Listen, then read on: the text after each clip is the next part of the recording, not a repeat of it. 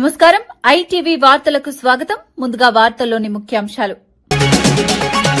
నర్మెటా oil palm factory ప్రారంభానికి CM Revanth, Rythu Bharosa నిధుల పంపిణీతో 3 రోజుల ఉత్సవాలు, వ్యవసాయ సాంకేతికతల ప్రదర్శనకు రైతు ఉత్సవాలు, రైతులకు కొత్త అవకాశాల కోసం ప్రభుత్వం చర్యలు.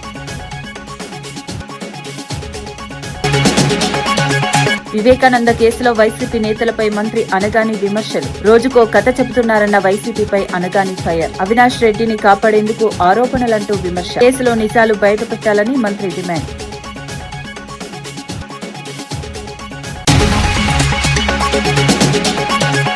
గ్రాఫిక్స్ అభివృద్ధిపై ఏపీ తెలంగాణ ప్రభుత్వాలపై కవిత విమర్శ, ప్రచారం కోసం గ్రాఫిక్స్ తో ప్రజలను మోసం చేస్తున్నారన్న వాస్తవ అభివృద్ధి లేకుండా ప్రచారమే జరుగుతోందన్న విమర్శ. ప్రగతిపై దృష్టి పెట్టాలని ప్రభుత్వాలకు కవిత సూచన. లిక్కర్ స్కామ్ పై జగన్ మౌనాన్ని ప్రశ్నించిన వర్ల రామయ్య, అరెస్టులు జరిగినా స్పందించలేదన్న జగన్ పై విమర్శ. లిక్కర్ పాలసీలో అవకతవకలపై ఆరోపణలు, పూర్తి స్థాయి దర్యాప్తు చేయాలని డిమాండ్.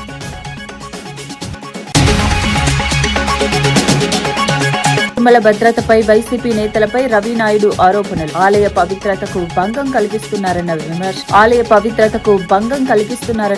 భక్తుల భద్రతపై ఆందోళన వ్యక్తం చేసిన రవినాయుడు. అమరావతిలో ఇడ్లీ ప్లేట్ గ్రాఫిక్స్ పెట్టడం, తెలంగాణలో కూడా అదే తరహా ప్రచారం జరుగుతోందని జాగృతి అధ్యక్షురాలు కవిత విమర్శించారు.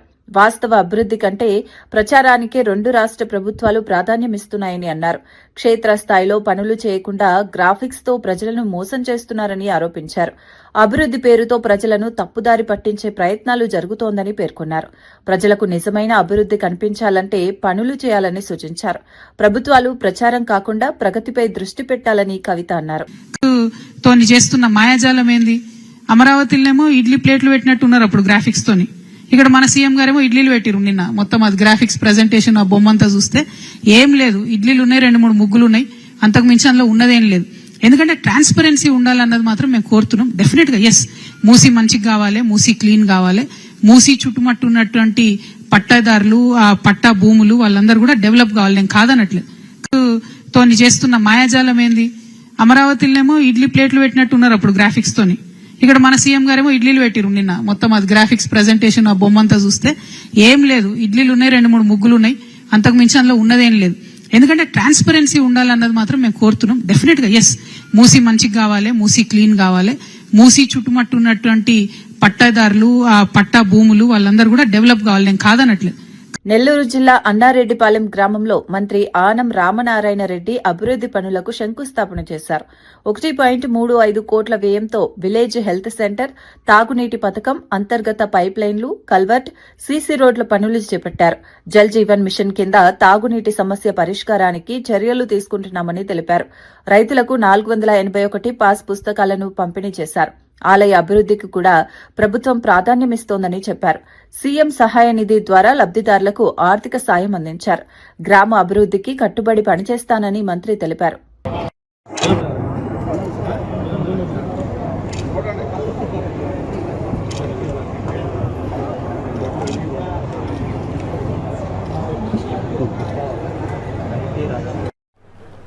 మీ గ్రామంలో ఉన్న వైసీపీ నాయకులు ఆనాడు జగన్మోహన్ రెడ్డి బొమ్మేసిన పాస్ పుస్తకాలు ఈ ఊర్లో పంచలేదండి.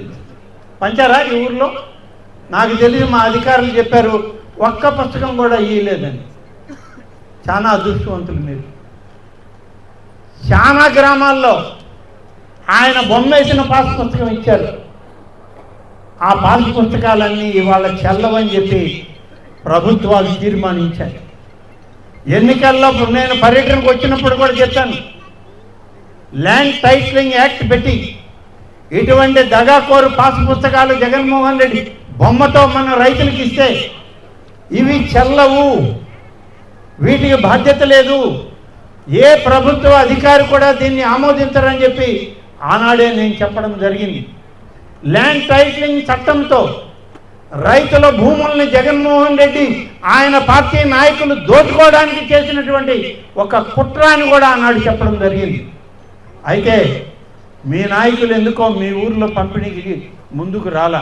వీళ్ళకు ముందు చూపు ఉందనుకుంటాను మీ గ్రామ నాయకులకి. అందుకనే ఆ ప్రక్రియ ఈ గ్రామంలో చేయలేవాళ్ళు. ఎందుకంటే ఎలాగో వచ్చేది కూటమి నాయకత్వం, ఈ పాస్ పుస్తకాలు చెల్లవు, ఎప్పుడైనా గ్రామంలో రైతులు నిలదీస్తే జవాబు చెప్పాల్సి వస్తుందని తప్పుకున్నారు ఈ పాస్ పుస్తకాల పంపిణీ కాలం. దీంట్లో ఎక్కడైనా చూడండి ప్రభుత్వం ముద్ర లేదు, ఆయన ఫోటో, ఆయన నవరత్నాలు. లోపల తీసుకొని చూద్దాం. రైతాంగం అని చెప్పి నేను మీకు మనవి చేస్తాను. అందుకనే మేము అధికారంలోకి వచ్చిన వెంటనే కొత్త పాస్ పుస్తకాలు ఇవ్వడానికి ఒక నిర్ణయం చేస్తే, కొత్త పాస్ పుస్తకాల్లో ప్రభుత్వం యొక్క రాజముద్ర ఉండాలి, ప్రభుత్వం యొక్క ఆధారాలు ఉండాలి, ఆ రైతు ఫోటో ఉండాలి, రైతు భూమి ఉండాలి, రైతు భూమికి సంబంధించిన సర్వే నెంబర్ ఉండాలి. అంతేకాని చంద్రబాబు నాయుడు గారి ఫోటోను. రాష్ట్రంలో రైతాంగం తీవ్ర సంక్షోభంలో ఉందని వైసీపీ నేత సాకే శైలజానాథ్ విమర్శించారు. 2025-26 మధ్యలో 2865 మంది రైతులు, కూలీలు బలవన్మరణం పొందారని నివేదికలో వెల్లడైందన్నారు. వ్యవసాయానికి ప్రభుత్వం సరైన మద్దతు ఇవ్వకపోవటం వల్లే ఈ పరిస్థితి వచ్చిందని ఆరోపించారు. రైతుల సమస్యలను పరిష్కరించడంలో ప్రభుత్వం విఫలమైందన్నారు. రైతులకు తక్షణ సహాయం అందించాలని, సంక్షోభాన్ని తగ్గించాలని డిమాండ్ చేశారు. వ్యవసాయ రంగంపై ప్రభుత్వం మరింత దృష్టి పెట్టాల్సిన అవసరం ఉందని పేర్కొన్నారు. అలాగే ప్రభుత్వంలో ఉన్న వాళ్ళకి వీళ్ళందరికీ కూడా నేను 2024 ఎన్నికల్లో మీరు ఇచ్చిన వాగ్దానాలని గుర్తు చేస్తా ఉన్నాను. మీరు సూపర్ 6లో భాగంగా ప్రతి రైతుకు 20,000 రూపాయలు సాయం చేస్తానని చెప్పారు. పెట్టుబడి ఇస్తాను సొంతంగా రాష్ట్ర ప్రభుత్వం నుంచి అని చెప్పారు. 9 గంటలు నాణ్యమైన ఉచిత విద్యుత్ సరఫరా, రాజశేఖర రెడ్డి గారి యొక్క పుణ్యం. అట్లాగే రాయితీలతో సోలార్ పంపు సెట్లు, కరెంటు మిగులుతుంది, దాన్ని మేము కొంటామని కూడా చెప్పారు. సబ్సిడీపై వ్యవసాయ పరికరాలు, ధరల స్థిరీకరణకు నిధి, అట్లాగే కౌలు రైతులు కూడా అన్ని సంక్షేమ పథకాలు, పంటల బీమా కూడా ఇస్తాం. రైతు కూలీలకు కార్పొరేషన్ స్థాపించి వాళ్ళకు రాయితీలు, సంక్షేమ పథకాలు ఇస్తాం. అట్లాగే ప్రతి పార్లమెంట్లో కూడా 1000 ఎకరాల్లో సేంద్రియ వ్యవసాయాన్ని చేపట్టి మేము మార్కెటింగ్ వరకు కలుగజేస్తామని చెప్పారు. ఇంకా దానికట్లే కంటిన్యూషన్గా ప్రభుత్వ రంగంలో గిడ్డంగులు, కోల్డ్ స్టోరేజ్లు ఆధునీకరణ, పాతవే కాకుండా కొత్త వాటిని కూడా మొదలు పెడతామని చెప్పారు. అట్లాగే దళారుల దోపిడీ లేకుండేందుకోసం ఏపీఎంసీ యాక్ట్ని, మార్కెట్ కమిటీల యాక్ట్ని చాలా పటిష్టంగా అమలు చేస్తామని చెప్పారు. అట్లాగే సిరికల్చర్కి ఇట్లా చిన్న చిన్న రీజన్లు చెప్పారు. అయ్యా బాబు గారు, పెద్దలు, ఇవన్నీ మీరు అమలు చేసి ఉంటే ఈరోజు రైతుకు ఈ కష్టం వచ్చిండేది కాదన్నది పెద్దల యొక్క అభిప్రాయం. రాజకీయాలకి రైతుని ముడిపెట్టకూడదు, వ్యవసాయాన్ని అందుకని అన్నం తినే అన్నం కాబట్టి వ్యవసాయాన్ని తగినంత ప్రేమతో మీరు దాన్ని తీసుకెళ్ళాలి అని చెప్పారు. దీన్ని మానవీయ కోణంలో చూడాలి కానీ ఇంకో విధంగా చూడడానికి వీల్లేదని ఏ కమిటీ వచ్చినా చెప్పింది. ఏ ఒక్క పంటకు కూడా అరాకొరా మినహాయిస్తే మద్దతు ధర లభించలేదు. రైతుకు ఈ రోజున ఈ నిమిషానికి వ్యవసాయంలో వరి కళ్ళాల్లోకి వచ్చింది. వరి సరిగ్గా కొనేవాళ్ళు కూడా లేరు, వరి కొనుగోలు కేంద్రాలు కూడా లేవు. నా మద్దతు ధర 2,400 రూపాయలు ఉంటే ఈ రోజున 1,500కి 1,600కి అమ్ముకుందామన్నా కొనడం కష్టమైన సంగతి ఇక్కడ నేను గుర్తు చూస్తూ ఉన్నాను. అట్లాగే అరటికాయలు ఈ రోజున సీజనల్ క్రాప్ కాదు, కంటిన్యూస్ క్రాప్. ఇప్పుడు అరటి పండ్లు అనేది 5 రూపాయలు 7 రూపాయలకి కిలో అమ్ముకునే పరిస్థితిని చూస్తూ ఉన్నాం. చీనీ ధర అయితే యుద్ధం కారణంగా, లేక ఇంకొక కారణం చెప్పేసి ఎండాకాలంలో చీనాకాయల ధర భయంకరంగా పెరిగిపోవాలి. అట్లా కాకుండా ధర తగ్గిపోయి ఏం చేయాలో అర్థం కాని పరిస్థితులు రైతాంగం ఈరోజు చూస్తూ ఉన్నాం. ఇంకా మీకు ఏ పంట కావాలి? శనగలు 5,600 పైన ఉంటే 5,000 కొనుక్కోమని అడుగుతూ ఉన్నారు ఈ రోజున. ఏం చేయాలో అర్థం కాని పరిస్థితి. కనుక మీరు ఒకసారి మనసు పెట్టాలి. ఈ మాటలే కాదు, లేక బెదిరింపులే కాదు, లేకుంటే గవర్నమెంట్ ఆఫ్ ఇండియా నుంచి నేను హబ్బులు తెచ్చి పెడతాననే ఒక హామీలే కాదు. మీరు చెప్పిన విధంగానే ధరల స్థిరీకరణకు ఒక 2,000 కోట్లు కేటాయించి ఉంటే,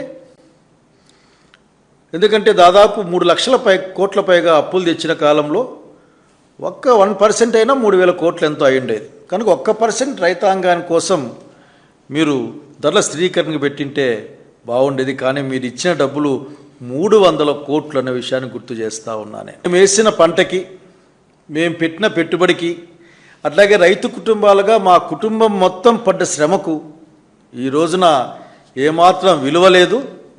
పంట కంటి ముందు ఉంది, కంట్లో మంట ఉంది, ఏం చేయాలో అర్థం కాని పరిస్థితుందని వాళ్ళు చెప్తారు మనకి. అసెంబ్లీలో వందే మాతరం గేయాన్ని అవమానించారని బీజేపీ ఎమ్మెల్యే ధన్పాల్ సూరన్న ఆరోపించారు. ఎంఐఎం సభ్యులు వాకౌట్ చేయడం దేశాన్ని, రాజ్యాంగాన్ని అవమానించడమేనని అన్నారు. అలాంటి సభ్యులపై కఠిన చర్యలు తీసుకోవాలని డిమాండ్ చేశారు. వారి సభ్యత్వాన్ని శాశ్వతంగా రద్దు చేయాలని కోరారు. దేశ గౌరవాన్ని కాపాడే భద్రత ప్రతి ప్రజాప్రతినిధికి ఉందని చెప్పారు. ఇలాంటి ఘటనలు మళ్లీ జరగకుండా చర్యలు తీసుకోవాలని ప్రభుత్వాన్ని కోరారు. మరియు భరతమాతని కూడా అవమానపరిచినట్లే. ఈ విషయాన్ని మేము స్పీకర్ వద్దకు తీసుకెళ్తాం. స్పీకర్ గారు వారిపైన చట్టరీత్యా చర్య తీసుకోవలసిందిగా, మరియు వారి ఎమ్మెల్యే సభ్యత్వాన్ని, ఎమ్మెల్సీ సభ్యత్వాన్ని శాశ్వతంగా రద్దు చేయవలసిందిగా భారతీయ జనతా పార్టీ డిమాండ్ చేస్తూ ఉంది. భారత్ మాతాకి జై, జై శ్రీరామ్. శంషాబాద్ పోలీస్ స్టేషన్లో సిపి సుధీర్ బాబు సిట్ అధికారులతో సమావేశమయ్యారు. మొయినాబాద్ ఫామ్ హౌస్ డ్రగ్స్ కేసులో మొదటి రోజు విచారణపై సమీక్ష నిర్వహించారు. ఎంపీ పుట్టా మహేష్ ఆరోపణలపై సరైన సమయంలో పూర్తి వివరాలు వెల్లడిస్తామని తెలిపారు. ఈ కేసులో సిట్ దర్యాప్తు వేగంగా కొనసాగుతుందని చెప్పారు. కీలక సమాచారం సేకరిస్తున్నామని వెల్లడించారు. నిందితులపై కఠిన చర్యలు తీసుకోవాలని స్పష్టం చేశారు. దర్యాప్తు పూర్తయ్యే వరకు అన్ని కోణాల్లో పరిశీలన కొనసాగుతుందని అధికారులకు తెలిపారు. Some officers are not running, team only. We are professionally going ahead with the investigation. Whatever is important required to be informed to the press, we certainly thank you. దేశంలో అతిపెద్ద నర్మేట ఆయిల్ ఫామ్ ఫ్యాక్టరీని CM Revanth Reddy మార్చి 22న ప్రారంభించనున్నారు.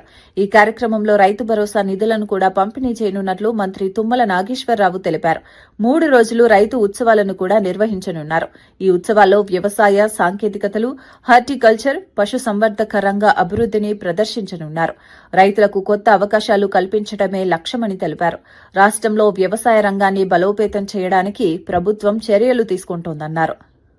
సందర్భంగా ఈ రాష్ట్ర రైతాంగానికి సాంకేతికపరమైనటువంటి అవగాహన, వ్యవసాయంలో నూతన పద్ధతులు, తీసుకోవాల్సినటువంటి జాగ్రత్తల మీద అవగాహన సదస్సులతో పాటు రైతుల యొక్క సందేహాలకి సమాధానాలతో పాటు అన్ని రకాల వ్యవసాయ పనిముట్ల యొక్క ప్రదర్శన, అదేవిధంగా అనుబంధ రంగాలైనటువంటి పశుసంవర్ధక శాఖకు సంబంధించినటువంటి స్టాల్స్, సుమారు 150 స్టాల్స్ ని వ్యవసాయ శాఖ ఆనాడు ఏర్పాటు చేస్తుంది. ఆయిల్ ఫామ్ ఫ్యాక్టరీ ప్రారంభోత్సవం, దాంతో పాటు రిఫైనరీ కూడా శంకుస్థాపన, రైతు భరోసా 9,000 కోట్లు ఒకే నెలలో విడుదల చేయడానికి గౌరవ ముఖ్యమంత్రి గారు అంగీకరించి ఆ రోజు వేదిక మీద నుంచి 70 లక్షల మంది రైతులకి రైతు భరోసా నిధులు కూడా విడుదల చేయడం జరిగింది. కాంగ్రెస్ పార్టీలో తగిన గౌరవం లభించడం లేదని జీవన్ రెడ్డి అసంతృప్తి వ్యక్తం చేశారు. 4 దశాబ్దాల సేవ చేసినప్పటికీ గుర్తింపు దక్కలేదని అన్నారు. జగిత్యాల ఎమ్మెల్యే సంజయ్ కుమార్ వ్యాఖ్యలు, పార్టీ అంతర్గత వ్యవహారాలు తనను నిరాశకు గురిచేశాయని తెలిపారు. ఈ పరిస్థితుల్లో పార్టీ మార్పు ఆలోచనలో ఉన్నట్లు సంకేతాలిచ్చారు. సీనియర్ నేతలకు గౌరవం, గుర్తింపు ఉండాలని స్పష్టం చేశారు.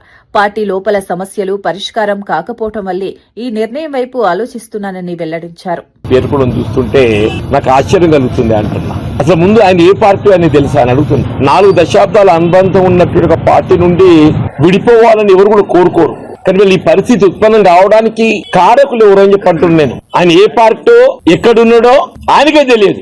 వీళ్ళు ముఖ్యమంత్రి గారితో కలిసి పనిచేయడం అని చెప్పారంటే కాంగ్రెస్ పార్టీ అంతర్గత వ్యవహారాలలో జోక్యం చేసుకోవటమా? నామినేటెడ్ పోస్టర్లో జోక్యం చేసుకోవటం, స్థానిక సంస్థల ఎన్నికల్లో జోక్యం చేసుకోవటం ఈ సంజయ్ కుమార్ గారు కాదా అని చెప్పంటున్నావు. నువ్వు వచ్చి మాకు చిచ్చు పెట్టకుంటే మాకు ఈ సమస్య ఉత్పన్నమవుతుండేనానే. స్టిల్ ఐ మీన్ కాంగ్రెస్ వదిలినాడు ఏదైతుందో న్యాచురల్లీ అన్ని మారాల్సి వస్తుంది. కాంగ్రెస్ పార్టీ వదిలిన తర్వాత ఇప్పుడు మీలాంటి సూచన తీసుకుంటాం. డెఫినెట్లీ సంజయ్ కుమార్ ప్రధాన పాత్రదారుడు. ఆయన ఆడించే వాళ్ళు ఎన్నికెవరు ఉన్నారో తెలియదు కానీ డెఫినెట్లీ ఆయన పాత్రదారుడు అయితే ముందు కనబడుతుండే. ఆయన ఈ సమస్యకు పరిష్కారం మీరు సూచన చేయగలుగుతారా? వివేకానందరెడ్డి హత్య కేసులో వైసీపీ నేతలు రోజుకో కథ చెప్తున్నారని మంత్రి అనగాని సత్యప్రసాద్ విమర్శించారు. గతంలో సౌమ్యుడనని చెప్పిన వ్యక్తిని ఇప్పుడు దొంగగా చిత్రీకరిస్తున్నారని అన్నారు. అవినాష్ రెడ్డిని కాపాడేందుకు సునీతపై ఆరోపణలు చేయటం దారుణమని మండిపడ్డారు.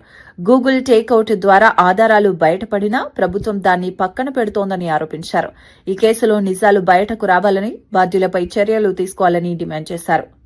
అంటే మీ బాధ్యత అంటే మీకు ప్రజల మీద ప్రేమ లేదు, ప్రజలను కూడా ఎటు ఉద్దేశాలు మనం చూస్తా ఉన్నాం. మీరు ఎప్పుడు వచ్చినా కూడా కేవలం మీకు అనువాయులు, మీ ఎవరైతే మీకు ఆస్తులు దోచిపెట్టారో వాళ్ళ ఇళ్లలో ఇబ్బందులు ఉన్నా లేదా పిల్లలున్నా వెళ్తున్నారు తప్ప ఎక్కడ కూడా ఒక్క పేదవాడికి కానీ ఒక కార్యకర్త కానీ ఒక ప్రజల సమక్షంలో ఒక కార్యక్రమానికి కానీ వెళ్ళారా అడుగుతా ఉన్నారు. 20 నెలల్లో ఎక్కడ కూడా ప్రజల కోసం వెళ్లకుండా కేవలం బలప్రదర్శన చూపించి పెళ్లిళ్ళకు కూడా వెళ్ళి బలప్రదర్శన చూపించుకోవాలి తప్ప ఎక్కడ కూడా మనకి ఏమీ కనపడే పరిస్థితి. నేను అదే మీకు అందరు కూడా తీవ్ర ఒక బాధతో చెప్తా ఉన్నా. ఎందుకంటే మేము కూడా వచ్చి ఇప్పటికి 18 నెలలు అవుతా ఉంది. సబ్జుడీస్ కాబట్టి తప్పకుండా కోర్టు నుంచి ప్రాపర్ గా జడ్జ్మెంట్ వస్తుందని మేము ఆశిస్తా ఉన్నాం. అరే ఒక ఆడ కూతురు ఆవిడ బాధ చెప్తా ఉంటే దాన్ని కూడా హేళన తీసుకుని వచ్చి అంటే మీరు ఇంకా ఇప్పుడు కూడా మారా ఈ రాష్ట్రం సుభిక్షంగా ఉండాలా, పెట్టుబడులు వస్తా ఉన్నాయి, బాగుండాలని చెప్పి తప్పంతా పనిచేస్తున్న ప్రభుత్వం ఇది. ప్రభుత్వం మీద బురద వేయటం, ఇంట్లో ఆడ కూతుర్లను కూడా మీరు వదలట్లే అంటే నిజంగా చాలా బాధగా ఉంది. మీరు ముందు కూడా ఈ వీడియోస్ కూడా చూడాల్సిన ఆవశ్యకత ఉంది. ఎందుకంటే వారి యొక్క మాటలు మాది ఈ యొక్క జగన్ నాటకాల యొక్క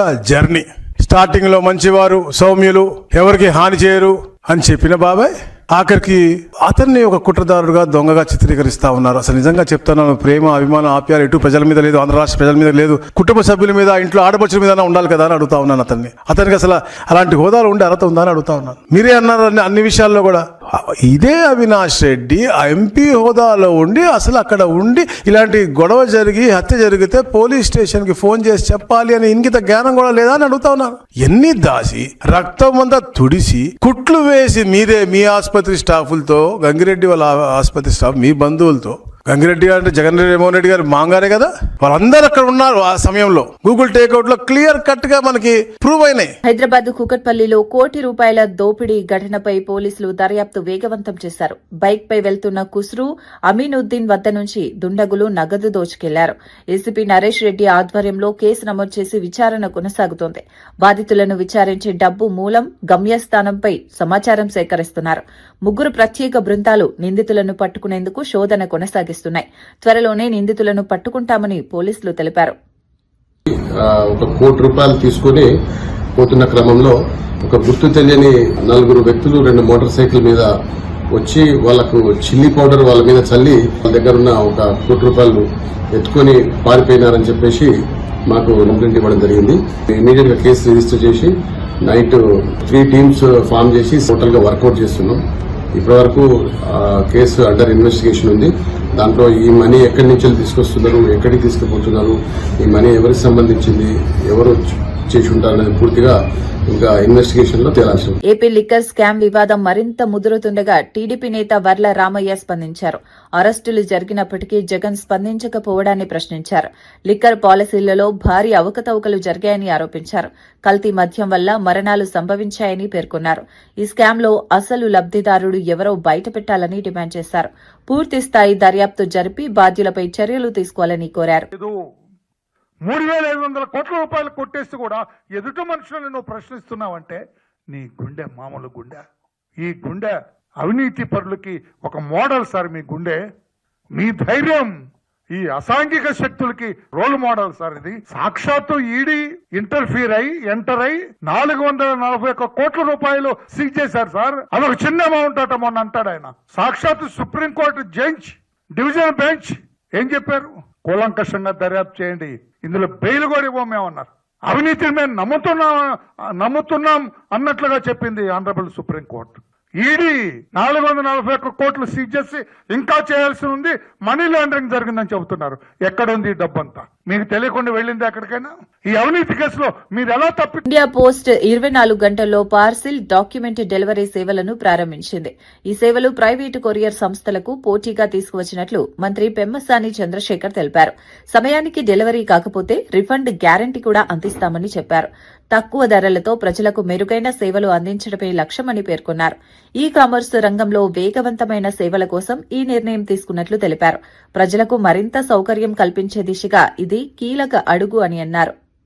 పోస్ట్ ఆఫీసులన్నింటినీ కూడా రేషనలైజ్ చేయటం కానీ, రూట్స్ రేషనలైజ్ చేయటం కానీ, ప్రైవేట్ కన్సల్టెంట్స్ తీసుకొని పైలట్స్ చేశాం. చాలా చోట్ల పైలట్ చేస్తే 24 అవర్స్ 48 అవర్స్లో స్పీడ్ డెలివరీ చేసే విధంగా చేయాలి అంటే ఒక 70% నుంచి 98% యాక్యురసీ వచ్చిన తర్వాత ఇప్పుడు 6 మేజర్ పట్టణాల్లో ఈ రోజున ఈ సర్వీస్ని 3 సర్వీసెస్ని లాంచ్ చేస్తా ఉన్నాం. ఒకసారి 24 అవర్ గ్యారంటీ ఇచ్చిన తర్వాత ఆ 24 అవర్స్లో కనుక డెలివరీ చేయకపోతే బుక్ చేసుకున్న కస్టమర్కి డబ్బులు వాపస్ ఇచ్చేటువంటిది మెయిన్ కర్తవ్యం ఇందులో.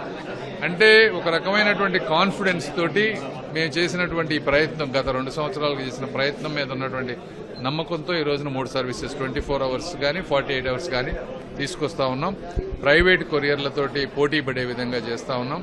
మీరు ఒక్కసారి తీసుకుంటే గత 5 సంవత్సరాల్లో department of post every year 2% మాత్రమే గ్రో అయ్యేది. అంటే 200 కోట్ల రూపాయల ఆదాయాన్నే సంవత్సరం టు సంవత్సరం పెంచేది. అలాంటిది గత 1 ఇయర్లో దాదాపు 2000 కోట్ల రూపాయల ఆదాయాన్ని పెంచాం. అంటే 10 రెట్లు 200 కోట్ల నుంచి 2000 కోట్ల రూపాయలు. తిరుమల ఆలయ పవిత్రతకు భంగం కలిగేలా వైసీపీ నేతలు వ్యవహరిస్తున్నారని రవినాయుడు ఆరోపించారు. కరుణాకర రెడ్డి చర్యలు ఆలయ వ్యవస్థపై ప్రభావం చూపుతున్నాయని అన్నారు.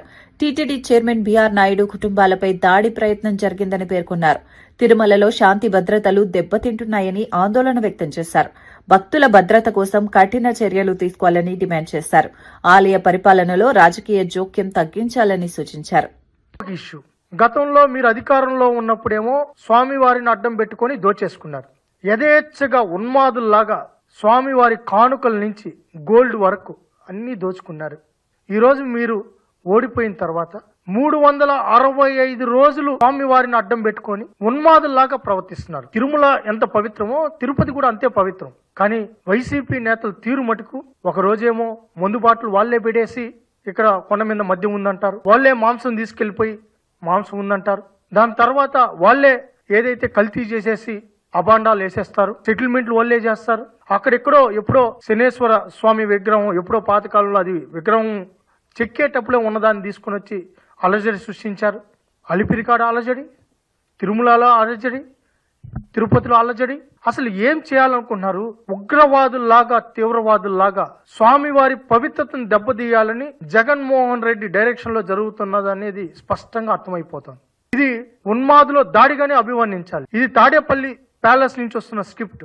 స్వామివారి పవిత్రతను దెబ్బతీయాలి, భక్తుల మనోభావాలు దెబ్బతీయాలి, తిరుమలకు భక్తులే రాకూడదన్నట్టు వాళ్ళ తీరు ప్రవర్తిస్తున్నారు. వాళ్ళ మాట తీరు గాని, వాళ్ళు చేస్తున్న ప్రవర్తనలు గాని, వాళ్ళు ఆచరిస్తున్న విధానాలు గాని ఇది దాడే. తిరుమలపై జరుగుతున్న దాడి, భక్తులపై జరుగుతున్న దాడి. వార్తలు ముగించే ముందు ముఖ్యాంశాలు మరోసారి. నర్మెట ఆయిల్ ఫామ్ ఫ్యాక్టరీ ప్రారంభానికి సీఎం రేవంత్, రైతు భరోసా నిధుల పంపిణీతో 3 రోజుల ఉత్సవాలు, వ్యవసాయ సాంకేతికతల ప్రదర్శనకు రైతు ఉత్సవాలు, రైతులకు కొత్త అవకాశాల కోసం ప్రభుత్వం చర్యలు. వివేకానంద కేసులో వైసీపీ నేతలపై మంత్రి అనగాని విమర్శలు, రోజుకో కథ చెబుతున్నారన్న వైసీపీపై అనగాని ఫైర్, అవినాష్ రెడ్డిని కాపాడేందుకు ఆరోపణలంటూ విమర్శ, కేసులో నిజాలు బయటపెట్టాలని మంత్రి డిమాండ్.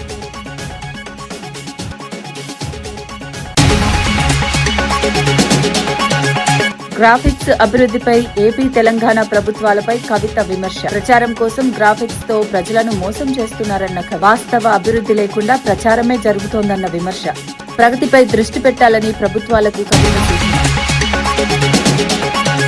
లిక్కర్ స్కామ్ పై జగన్ మౌనాన్ని ప్రశ్నించిన వర్ల రామయ్య, అరెస్టులు జరిగినా స్పందించలేదన్న జగన్ పై విమర్శ, లిక్కర్ పాలసీలో అవకతవకలపై ఆరోపణలు, పూర్తి స్థాయి దర్యాప్తు చేయాలని డిమాండ్.